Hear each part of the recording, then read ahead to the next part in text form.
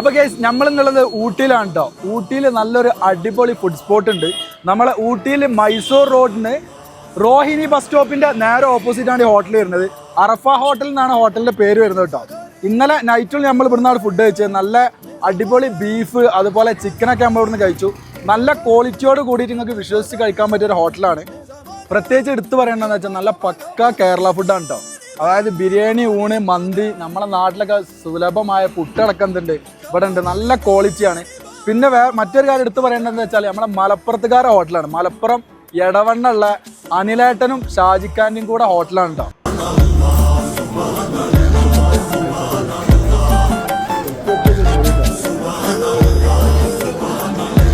അതുപോലെ തന്നെ ഈ ഹോട്ടലിന്റെ ഉള്ളിൽ കയറിയാൽ നമുക്ക് കേരളക്കാർ മാത്രമാണ് കാണുന്നുള്ളൂ കേട്ടോ. പിന്നെ ഇതിന്റെ ലൊക്കേഷൻ വരുന്നത് എവിടെയെന്ന് വെച്ചാൽ നമ്മളെ മൈസൂർ റോഡിൽ ഊട്ടിയിൽ റോഹിണി ബസ് സ്റ്റോപ്പിന്റെ നേരെ ഓപ്പോസിറ്റ് ആണ്. ഇതാണ് നമ്മളെ അറഫ ഹോട്ടലിന്റെ ഒരു ഓണർ കേട്ടോ, ഷാജിക്ക. പിന്നെ നമ്മളെ മലപ്പുറം എടവണ്ണലല്ല. നമ്മൾ ഇന്നലെ നൈറ്റിൽ ഇവിടുന്ന ഫുഡ് കഴിച്ചത്, ഇന്ന് മോർണിംഗിലും കഴിച്ചു. നല്ല അടിപൊളി നല്ല ക്വാളിറ്റി ഉള്ള ഫുഡ്.